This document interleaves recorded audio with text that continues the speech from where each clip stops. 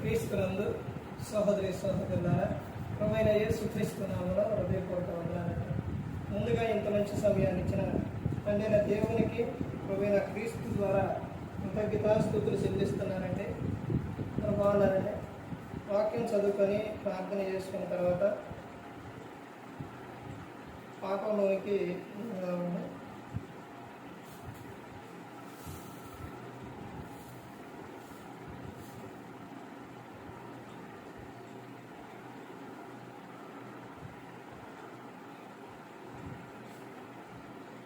యోహాను గారు రాసిన సువార్త 6వ అధ్యాయం 52 యూదులు ఈయన తన శరీరమును ఎలాగో తినగలనని ఒకనితో ఒకరు వాదించింది. కావున యేసు ఇట్లనెను, మీరు మనుష్య కుమారుని శరీరం తిని ఆయన రక్తం త్రాగితేనే కానీ మీరు జీవన గలవారు కాదు. ప్రార్థన చేసుకున్నాను. పరలోకమందున్న మా తండ్రి, పరిశుద్ర ప్రేమ గల తండ్రి, గొప్ప తండ్రి, యెహోవా తండ్రి, అయ్యా మీ ప్రియ కుమారుడు యేసుక్రీస్తు ప్రభువారి ద్వారా కృతజ్ఞతాస్తుతులు చెల్లిస్తున్నాను. ఆయన అయ్యా ఆరాధన క్రమంతో మీరు నడిపించండి. వాక్యం బోధించుండగా ఈ లోక సంబంధమైన జ్ఞానంతో కాకుండా మీ జ్ఞానంతో మాట్లాడే భాగ్యం దయచేస్తారని మా ప్రభువైన యేసుక్రీస్తు నామములో పెట్టుకున్నాం తండ్రి. ఆమె ప్రభువైన యేసుక్రీస్తు నామములో హృదయపూర్వక వందనాలండి. దేవుని కుమారుడు యేసుక్రీస్తు ప్రభువారు ఈ లోకానికి వచ్చిన తర్వాత పరలోక రాజ్యం సమీపిస్తుంది కనుక మారు మనస్సు పొందమని ప్రకటింప మొదలుపెట్టారు. అంశం పాఠం పేరు ఏంటంటే క్రీస్తు శరీరము రక్తము తిని త్రాగువారు ఎవరో తెలుసు. క్రీస్తు శరీరము రక్తము తిని త్రాగేవారు ఎవరో తెలుసు. ఎవరో అందరూ తాగుతారా? అందరూ ఆయన శరీరాన్ని తింటారా? అవకాశం ఉందండి? లేదు.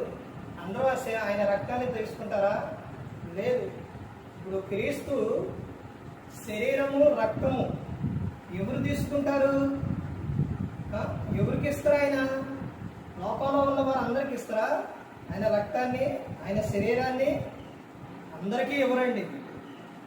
ఎవరైతే క్రీస్తుని అంగీకరించి మారు మనసు పొంది పాప క్షమాపణ నిమిత్తం యేసుక్రీస్తు నామమున, అంటే తండ్రి యొక్క, కుమారుని యొక్క, పరిశుద్ధాత్మ యొక్క నామంలో ఎవరైతే బాప్తిసం తీసుకుంటారో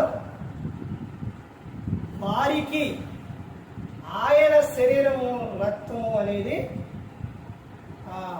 తాగడానికి, తినడానికి, త్రాగడానికి అధికారం ఎవరికి పడితే వారికి ఉందా? లేదు. ప్రార్థనకు వెళ్ళినంత మాత్రాన ప్రార్థనకు వెళ్ళి వారికి కూడా లేదు. ఎవరికనంటే క్రీస్తుని నువ్వు సొంత రక్షకునిగా అంగీకరిస్తేనే నీకు ఆ అవకాశం ఉంది. మరి నువ్వు ఆయన శరీరాన్ని తిని త్రాగుతున్నావు, అంటే శరీరాన్ని తింటున్నావు, రక్తాన్ని తాగుతున్నావు. మరి మీరు ఎవరు? మనందరం ఎవరు అని చెబుతున్న సందర్భం ఇక్కడ చూడండి. ఎవరనంటే, కావున యేసు ఇట్లనెను, మీరు మనుష్య కుమారుని శరీరము తిని ఆయన రక్తము తాగితేనే గాని మీరు జీవము గలవారు కారు. ఆయన శరీరము తిని ఆయన రక్తము త్రాగువారు ఎవరు అంటే వారిలో ఏముంటుంది అని అంటే, ఏముంటుంది చెప్పాలండి? ఏముంటుంది? చదవబడినగా విన్నారు కదా. ఏముంటుంది? జీవం ఉంటుంది. తాగని వారిలో తిని తాగని వారిలో ఏమి లేదు? జీవము లేదు. అంటే ఆయన శరీరము తిని ఆయన రక్తము త్రాగి వారిలో జీవం ఉంది. వాళ్ళు నిత్యం ఏం చేస్తారు? జీవిస్తారు. తర్వాత ఇంకా చెబుతున్న సందర్భం చూడండి. నా శరీరము తిని నా రక్తము త్రాగువాడే నిత్య జీవం గలవాడు, అంత్య దినమున నేను వారిని లేపుదును. ఏమని చెప్తున్నారు? ఆయన శరీరము తిని ఆయన రక్తము త్రాగువాడే ఎవరని చెబుతూ ఉన్నారనంటే నిత్య జీవం గలవాడు. అంటే నిత్యము కూడా ఎలా ఉంటారు? జీవించి ఉంటారు. వాళ్ళలో ఒకటి జీవం ఉంది. ఆ జీవంతో పాటు వాళ్ళకి ఏముంటుంది? నిత్య జీవం అనేది ఉంటుంది. తర్వాత ఇంకా మూడో ఏం చెప్తున్నారు? అంత్య దినమున వాణిని నేను లేపుదును అని చెప్తున్నాడు. ఎప్పుడు? ఆయన శరీరము తిని ఆయన రక్తము త్రాగినప్పుడు. నీలో జీవం లేకపోయినా, నువ్వు నిత్య జీవాన్ని చేరకపోయినా, అంత్య దినాల్లో నిన్ను లేపకపోయినా నీ పరిస్థితి ఏంటంటే మీ పరిస్థితి ఎంత భయంకరంగా ఉంటుందో ఒకసారి ఆలోచించండి. కానీ ఈ యోజన అన్ని విషయాల్లో మనిషి నిర్లక్ష్యం చేసేస్తుందో, నిర్లక్ష్యంగా జీవించేస్తుందో. ఏమైతుందిలే, ఏం కాదులే అనుకుంటున్నాను. ఒక రోజు అనేది ఉందండి, ఒక రోజు అనేది ఉంది. ఆ రోజున ప్రతి ఒక్కరూ కూడా దేవునికి లెక్క చెప్పాలి. తర్వాత ఇంకా చెప్తున్న విషయం, నా శరీరము నిజమైన ఆహారమును, నా రక్తము నిజమైన పానమునై ఉన్నది. నా శరీరము తిని నా రక్తము త్రాగువాడు నా యందును, నేను వాని యందును నిలిచి ఉందును. ఆయన శరీరము రక్తం తినువాని యందు ఎవరున్నారంట? ఆయన ఉన్నారు. వాడు నా యందు నుండు, నేను వాని యందు ఉండాలని ఎవరు చెప్తున్నారు? యేసుక్రీస్తు ప్రభువు చెబుతూ ఉన్నారు. చూశారండి ఎంత భాగ్యం, ఎంత అదృష్టం. అసలు చూడండి, జీవం గల దేవుడు, సర్వాధికారం అన్న ఆయన, మన పరలోకం చేర్చి ఆయన, మనిషి పాపాలు క్షమించి ఆయన, అలాంటి ఆయన యందు మనం ఉండి, ఆయన మనలో ఉండి, అబ్బా ఎంత అదృష్టం. ఒకసారి ఆలోచించండి. ఒకసారి నువ్వు పరీక్షించుకో, ఒకసారి నువ్వు ఆలోచించు. నీ స్థితి అది వరకు ఎలాంటి ఉంది, ఎలా ఉంది, ఇప్పుడు ఎలా ఉంది? ఇప్పుడు నీలో నువ్వు ఎవరి యందున్నావు? నీలో ఎవరున్నారు? నువ్వు ఎవరి యందున్నావు? క్రీస్తు యందు.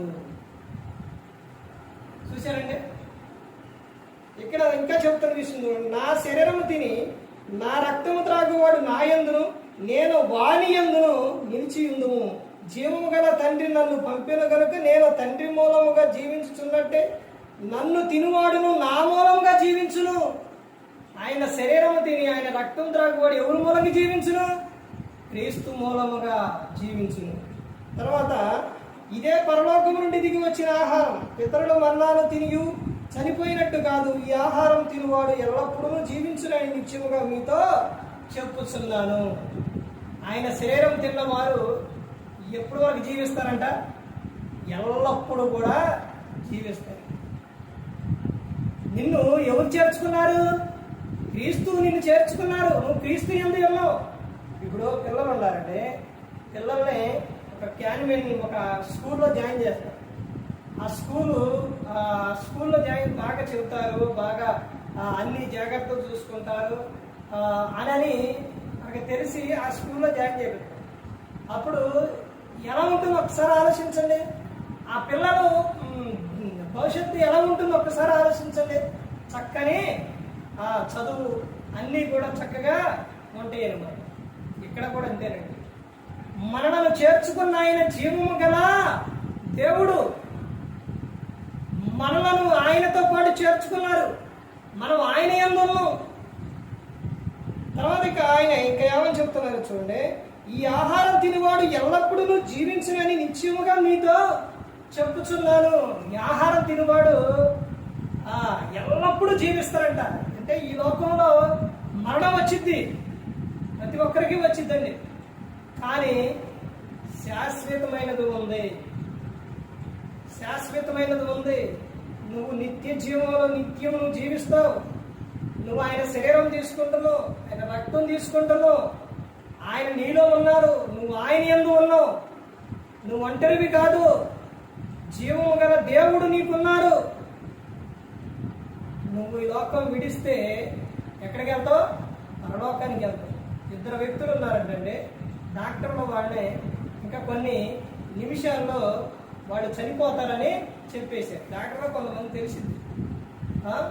అయితే వీళ్ళు చనిపోతారని తెలిసినప్పుడు వాళ్ళని ఒక గదిలో పెట్టేసి, వాళ్ళకి ఈ పెట్టేసి మొత్తం బాడీ మొత్తం కూడా ఇది పెట్టేసి, వాళ్ళ ఒక ఆలోచన, వాళ్ళ గుండె ఇవన్నీ ఎలా కొట్టుకుంటున్నాయి, ఈ క్షణాల్లో కొన్ని నిమిషాల్లో వీళ్ళు చనిపోతున్నారు, ఎలా వీళ్ళ రియాక్షన్ ఎలా ఉండిద్ది అని డాక్టర్లు ఒకళ్ళనేమో ఈ పక్కన ఒకళ్ళనేమో ఈ పక్కన పెట్టారు. పెట్టినప్పుడు దేవుని క్రీస్తుని నమ్ముకున్న ఆయన, ఈ దేవుని యందు భయభక్తులు కలిగి ఉన్న ఆయన, క్రీస్తుని సొంత రక్షకుని అంగీకరించిన ఆయన ప్రశాంతంగా పడుకున్నాడు. ఏ టెన్షన్ లేదు, ఏం ఆలోచించట. ఎందుకో తెలుసండి, ఆయన గుండె కూడా ఏం కొట్టుకో టప్ప టప్ప టప్ప ఏం కొట్టుకోవట్లా, టెన్షన్ పడట్లా. ఎందుకనంటే నేను ఈ లోకం విడిస్తే ఆడికి వెళ్ళిపోతా, పరలోకానికి వెళ్తా, అక్కడ నా ప్రభు ఉండవు, నేను ఆయన పక్కన ఉంటా, నాకేంటి భయం అని ధైర్యంగా ఆయన అలా పడుకోను. దేవుని ఎరుగన వ్యక్తి, దేవుడంటే భయం లేని వ్యక్తి, ఆయన గుండె కూడా చూసినప్పుడు టెన్షన్ పడుతుందంట. మామూలు టెన్షన్ కాదు, ఏమైపోయిద్దో, అమ్మో నా పరిస్థితి, అమ్మో ఏంటని ఊపు కొట్టుకుంటున్నట. ఎందుకని? ఆయన ఈ లోకం విడిస్తే ఎక్కడికి వెళ్ళాలి? క్రీస్తు యుద్ధకు రానీయడం. అర్థమైందండి? ఎక్కడికి వెళ్ళాలో తెలియదు. ఇంకా ఎక్కడికి వెళ్తారు? నరకానికి.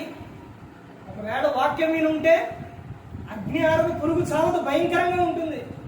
అందులో పోవటానికి అతను గుండె ఎలా కొట్టుకుంటుంది? అసలు దేవుణ్ణి అంగీకరించిన వ్యక్తి కండి, అంగీకరించరా. అమ్మో నేను ఇప్పుడు చనిపోతే నేను ఆడికి వెళ్ళిపోక నా పరిస్థితి ఏంటి అనే భయం, ఆందోళన ఆయనలోకి వచ్చేసింది.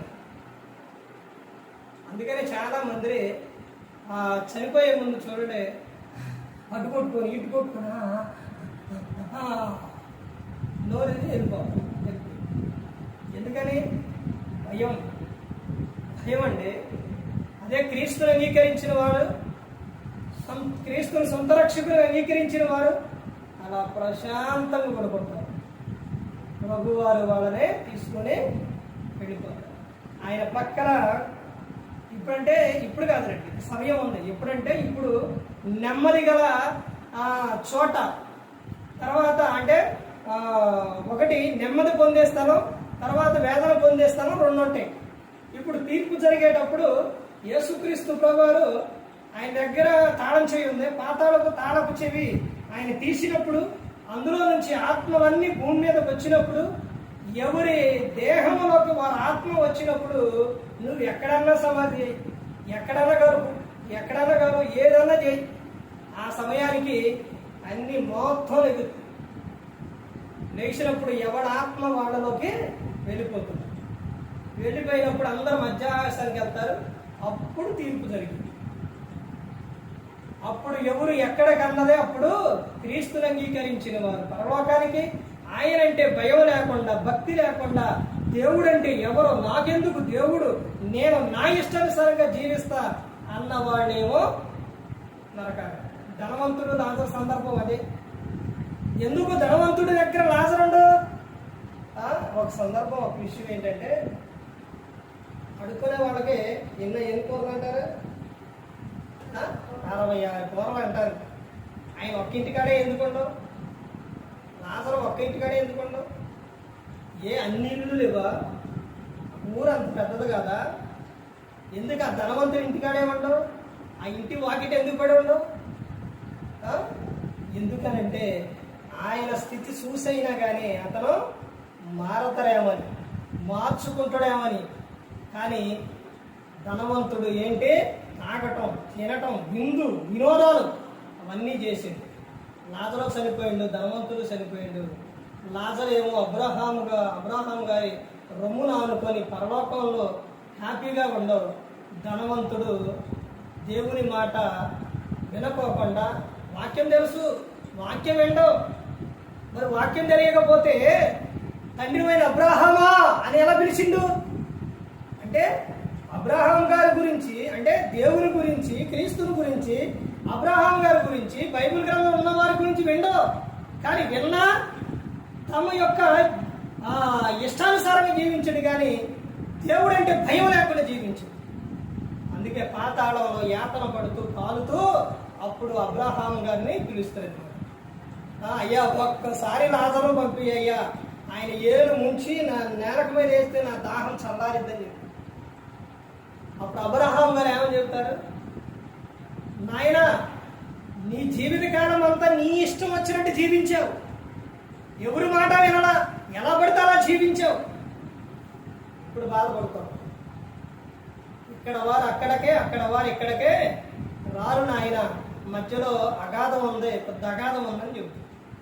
చూసారండి, అలా బాధపడుతూ అక్కడ నుంచి ధనవంతులు ఏం చెబుతారండి, తండ్రి అయిన అబ్రహామా, అయ్యా ఒక్కసారి నన్ను ఇక్కడి నుంచి భూలోకానికి పంపి, అయ్యా లోకానికి నాకు 5 సహోదరులు ఉన్నారు, మరి నాయన అక్కడ అగ్ని ఆరదో పురుగు చావదో భయంకరంగా ఉంటుంది, ఒక్కసారి నన్ను అక్కడికి పంపి అయ్యా, నేను ఆడికి వెళ్ళి చెబుతాను ఆడకి అని అంటే అబ్రహాం గారు ఏమన్నారు, నాయన నువ్వు ఎక్కడ నుంచి అక్కడికి వెళ్ళి చెప్పినా వాడు వినే పరిస్థితి కాదు. అక్కడ చెప్పేవారు ఎవరున్నారు, మోషే ప్రవక్తలు ఉన్నారు, వాళ్ళ మాట వింటే లాజరుగా లాగే ఇక్కడ ఉంటారు, వినకపోతే నీకులాగా అక్కడ కాలిపోతుంది అని అబ్రహాం గారు చెప్పారు. సేవకులు చెబుతున్నప్పుడు ఈ రోజున చులకనైపోయింది. వాక్యాన్ని వినేవారిగా లేరు, గ్రహించేవారిగా లేరు. వాడే చెప్పుకొని పోతారులే, వాళ్ళే అలాగే చెప్తారు వాళ్ళు, వాళ్ళకి మళ్ళీ ఇంకా సమయం ఏమైనా ఉందా, అదే పని, ఇక పని పాట ఏమి లేదు అని ఈ రోజున ఎంతో మంది ఎగతాళి చేస్తూ, చులకనగా చూస్తూ, వాక్యాన్ని గ్రహించకుండా, వినకుండా, మందిరానికి రాకుండా వారిష్టానుసారంగా జీవిస్తున్నారు.